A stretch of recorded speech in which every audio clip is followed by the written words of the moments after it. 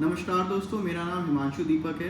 आज मुझे इस चैनल पे बुलाया गया है, आमंत्रित किया गया है एक बहुत ही महत्वपूर्ण जानकारी के बारे में डिस्कस करने के लिए। पट्टा पट्टा क्या होता है? आम तौर पे अगर मैं इसको बहुत ही शुद्ध भाषा में अगर समझाना चाहूँ तो इसका मतलब होता है कि अगर मेरे पास कोई ज़मीन है, मैं किसी और व्यक्ति को देता हूँ उसको इस्तेमाल करने के लिए किन्हीं शर्तों के अंतर्गत, तो उसको पट्टा कहते हैं। अब पट्टे क्या क्या होते हैं? एक सरकारी पट्टा होता है, एक प्राइवेट पट्टा होता है। सरकारी पट्टा जो सरकार अपनी ज़मीनों का करती है। प्राइवेट जो मैं मान लीजिए एज अ इंडिविजुअल अगर मेरे पास कोई ज़मीन है, मैं किसी प्राइवेट आदमी को देता हूँ कुछ काम करने के लिए, तो वो प्राइवेट पट्टा कहलाता है। इस वीडियो में अब हम लोग आज आगे मुख्यतः सरकारी पट्टों के बारे में बात करेंगे। सरकारी पट्टों में जिस आदमी को ज़मीन प्राप्त होती है, क्या वो ज़मीन को बेच भी सकता है कि नहीं बेच सकता है, उसके पास क्या क्या अधिकार होते हैं, हम उनके बारे में बात करेंगे। वैसे तो पट्टा मुख्यतः कई प्रकार के होते हैं, पर आज हम लोग विभिन्न प्रकार के पट्टों के बारे में ना बात करते हुए मुख्यतः जो 5 प्रकार के पट्टे होते हैं उनके बारे में बात करेंगे। तो धारा 59 के अंदर उत्तर प्रदेश राजस्व संहिता के अंदर सरकार के पास जो ज़मीन होती है, सरकार ग्राम पंचायतों को दे देती है, विकास प्राधिकरणों को दे देती है, उसकी देख रेख करने के लिए, प्रबंधन करने के लिए, नियंत्रण करती है उस ज़मीन का और उसका संरक्षण करती है। उन्हीं में से कुछ ज़मीन का ग्राम पंचायत जो होती है वो पट्टा भी कर सकती है, सारी ज़मीन का नहीं कर सकती है। कुछ ज़मीनों का जो चिन्हित ज़मीनें होती हैं उनका ग्राम पंचायत पट्टा भी कर सकती है, एसडीएम उप जिलाधिकारी के अनुमोदन से। विभिन्न धाराओं में इसके बारे में कहा, विभिन्न धाराओं के बारे में कैसा कौन सा पट्टा हो सकता है, किस प्रकार का हो सकता है, दिया गया है उत्तर प्रदेश राजस्व संहिता की। आज मैं मुख्यतः 5 तरह के पट्टों के बारे में आप लोगों के समक्ष बात करूंगा, जिसमें से प्रथम है कृषि पट्टा। क्या होता है? अब मान लीजिए किसी को कृषि पट्टे में ज़मीन मिली है, तो वो क्या उसको बेच सकता है? कृषि पट्टे में 2 तरह की ज़मीन होती है। एक तो संक्रमणीय ज़मीन होती है, जिसके बारे में असंक्रमणीय अधिकार वाला जो होता है, जिसके बारे में 125 का में बताया गया है उत्तर प्रदेश राजस्व संहिता की। इसके बारे में भी मैं आगे डिटेल में चर्चा करूँगा। आवासीय भूमि का जो होता है उसके बारे में कहा गया है उत्तर प्रदेश राजस्व संहिता में कि क्या वो जिसको आवासीय पट्टा की भूमि मिलती है, क्या वो बेच सकता है उसको या अपने पास रख सकता है। फिर तालाब भूमि का पट्टा होता है, वृक्षारोपण के लिए पट्टा किया जाता है। फिर कुम्हारकारी जो होती है, जो कुम्हार होते हैं जो मिट्टी का सामान बनाते हैं, क्या उनको जो पट्टा किया जाता है वो उसका वो उनका अधिकार हो जाता है उनके पास कि नहीं हो जाता है। आसामी वाले जो पट्टेदार होते हैं उनके बारे में भी आज इस बारे में चर्चा करेंगे। कृषि भूमि के असंक्रमणीय अधिकार वाले पट्टेदारों के बारे में बात करते हैं। 125 का उत्तर प्रदेश राजस्व संहिता 2006 में इसके बारे में विस्तृत जानकारी दे रखी है। 5 साल के उपरांत ये पट्टेदार संक्रमणीय में बदल जाते हैं। इसका मतलब क्या हुआ? 5 साल बाद वो अपनी ज़मीन को बेच सकते हैं, ट्रांसफ़र कर सकते हैं। पहले ये अवधि 10 साल की थी, पर अब इसको घटा के 5 साल के लिए कर दिया गया है। क्या जिसके पास संक्रमणीय अधिकार आ जाता है और जो अपनी ज़मीन बेच देता है, क्या वो दोबारा पट्टे के लिए एलिजिबल होता है? दोबारा पट्टे के लिए कर सकता है अप्लाई? नहीं। उत्तर प्रदेश राजस्व संहिता में दिया गया है कि वो नहीं कर सकता है। एक बार अगर किसी को पट्टा मिल गया है तो वो दोबारा नहीं कर सकता है। दूसरी श्रेणी पट्टेदारों की होती है आसामी पट्टेदार। 125 खा उत्तर प्रदेश राजस्व संहिता में बड़ी ही विस्तृत रूप की जानकारी दी गई है। आसामी पट्टेदार क्या होते हैं, उनके क्या अधिकार होते हैं। मैं बड़ा संक्षिप्त में आपको बताऊंगा कि एक निश्चित अवधि के लिए ये पट्टे पहले तो दिए जाते हैं, और अगर पट्टे के समय काल के दौरान पट्टेधारक की मृत्यु हो जाती है तो उत्तराधिकार के रूप में उसके बच्चों के नाम पे पट्टा चढ़ जाता है। पर क्योंकि ये पट्टे एक निश्चित समय सीमा के लिए होते हैं, तो जब वो समय सीमा समाप्त हो जाती है तो ये पट्टे की जो ज़मीन होती है ये वापस ग्राम पंचायत के पास आ जाती है। एक और महत्वपूर्ण बात, क्या आसामी पट्टेदार जिसके पास पट्टे की ज़मीन होती है, क्या वो बेच सकता है? क्या उसके उत्तराधिकारी जिसको मिलते हैं वो बेच सकते हैं? नहीं। 125 खा उत्तर प्रदेश राजस्व संहिता में इस तरह का कोई प्रावधान नहीं दिया गया है। एक निश्चित काल की समय सीमा समाप्त होने के बाद वो पट्टे की ज़मीन वापस ग्राम पंचायत के पास आ जाएगी। अब जो तीसरी मुख्य श्रेणी है पट्टों की, वो है आवास स्थल के लिए दिए जाने वाले पट्टे।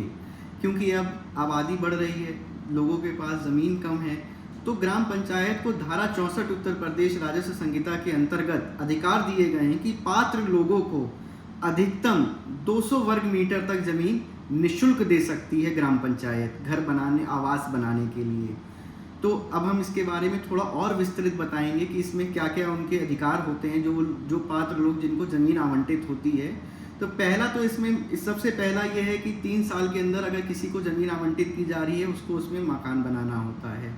और SC ST के लिए जो वर्ग होते हैं हमारे समाज के, उनके लिए कोई समय सीमा नहीं दी गई है इसमें कि वो उनको जब उनको हो तब वो अपना मकान बना सकते हैं। धारा 64(2) ग के अंतर्गत ये दिया गया है कि 5 साल के बाद ये ज़मीन वो जो पट्टे की मिलती है अथवा उस पर बना हुआ मकान जो पट्टा धारक है वो चाहे तो वो बेच सकता है।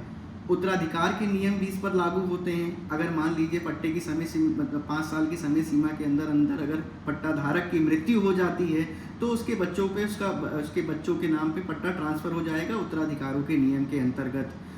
पट्टे की ज़मीन अथवा उस पर बना हुआ मकान वो लोग बेच सकते हैं। पर अगर मान लीजिए एक बार आपको आवंटित हो गई तो क्या आप उसको बेच के दोबारा पट्टा ले सकते हैं? नहीं। उत्तर प्रदेश राज्य संहिता में 2006 में इस तरह का कोई प्रावधान नहीं है। एक गांव के आवासी पात्र आदमी को एक ही बार पट्टे पे ज़मीन आवंटित की जा सकती है। धारा 57(12) उत्तर प्रदेश राजस्व संहिता की नियमावली में यह स्पष्ट दिया गया है कि जो पट्टा तालाब का होगा वो उसकी अवधि 10 साल की होगी। 10 साल के उपरांत ना ही इसका नवीनीकरण होगा, ना ही इसकी समय सीमा बढ़ाई जाएगी। इसका मतलब ये हुआ कि 10 साल के बाद पट्टा दोबारा ग्राम पंचायत के जो तालाब है वो दोबारा ग्राम पंचायत के पास ज़मीन वापस चली जाएगी, तालाब की ज़मीन। तो अगर आप इस नियमावली को समझे होंगे, नियम 57(12) जो है, तो इसमें एक और बहुत महत्वपूर्ण बिंदु ये है कि जो पट्टा धारक होगा तालाब का वो बेच नहीं सकता है तालाब की ज़मीन को, जो तालाब उसको आवंटित किया गया है। कुम्हारी कला के लिए दिया जाने वाला पट्टा, गांव में ये पट्टा बहुत ही महत्वपूर्ण होता है। कुम्हार गांव में बहुत रहते हैं जो मिट्टी के बर्तन बनाते हैं, उनको मिट्टी चाहिए होती है बर्तन बनाने के लिए। तो ग्राम पंचायत के पास अधिकार है कि वो कुछ भूमि जो उनके ग्राम पंचायत में निहित है कुम्हारकार को दे सकता है, वो मिट्टी निकालने के लिए, जो अपने बर्तन बनाने के लिए इस्तेमाल कर सकता है। पर जिसको पट्टा आवंटित होता है वो सिर्फ मिट्टी का इस्तेमाल कर सकता है, उसको विक्रय नहीं कर सकता है और अंतरित नहीं किया जा सकता है। 3. वृक्षारोपण के लिए किया जाने वाला पट्टा। वृक्षारोपण के लिए ग्राम पंचायत ज़मीन आवंटित कर सकती है पेड़ लगाने के लिए। PWD भी सड़क किनारे पेड़ लगाने के लिए ज़मीन आवंटित करता है। सिंचाई विभाग नहर के किनारे, मान लीजिए नहर बनी है उसके किनारे ज़मीन आवंटित कर सकता है पेड़ लगाने के लिए। और अन्य सक्षम विभागों के पास भी विभिन्न प्राविधानों के अंदर ज़मीन आवंटित कर सकते हैं। पर जो ज़मीन आवंटित होती है वो ना उसका ज़मीन पे अधिकार होता है, ना वहाँ पे लगे वृक्षों पर अधिकार होता है। सिर्फ वृक्षों पे लगे आने वाले फलों पर उस आवंटी का अधिकार होता है। उसकी मृत्यु के उपरांत उसके उत्तराधिकारियों का भी अधिकार उस ज़मीन पे और ना ही उन पे लगे वृक्षों पर होता है, सिर्फ वहाँ पे लगे हुए फलों के ऊपर होता है। धन्यवाद। हम लोगों ने विभिन्न प्रकार के पट्टों के बारे में बात करी। कृषि भूमि के लिए दिए जाने वाला पट्टा, आवास के लिए दिए जाने वाला पट्टा, तालाब के लिए दिए जाने वाला पट्टा, और गांव में रहने वाले कुम्हारकारों को भी पट्टा जो दिया जाता है उनके बारे में बात करी। फिर वृक्षारोपण के लिए जो पट्टा दिया जाता है हमने उसके बारे में भी बात करी। पर क्या बेचने का अधिकार था? नहीं। हमने जो वीडियो देखा, अगर आप पूरा वीडियो देखेंगे तो उसमें आपको पता चलेगा कि सिर्फ कृषि भूमि के जो पट्टे दिए जाते हैं असंक्रमणीय अधिकार वाले 125 का के अंतर्गत, और फिर जो आवास के लिए पट्टे दिए जाते हैं वो 5 साल की अवधि के बाद उन लोगों के पास अधिकार होता है भूमि बेचने का, और किसी के पास नहीं होता है। ये सब जानकारियाँ उत्तर प्रदेश राजस्व संहिता और उससे रिलेटेड अन्य जानकारियाँ आपको इस चैनल पे समय समय पे मिलती रहती हैं। रोज़ एक वीडियो आता है, नई जानकारी लेके आता है, जो गांव के लोगों के लिए, गाँव वासियों के लिए, पंचायत के कर्मचारियों के लिए और सभी वर्गों के लोगों के लिए बहुत ही महत्वपूर्ण होता है। बहुत ही सरल भाषा में इन वीडियोज़ को समझाया जाता है। कृपया इस चैनल को लाइक भी करें, सब्सक्राइब भी करें, ताकि ये वीडियो आप लोग के पास पहुँचते रहें।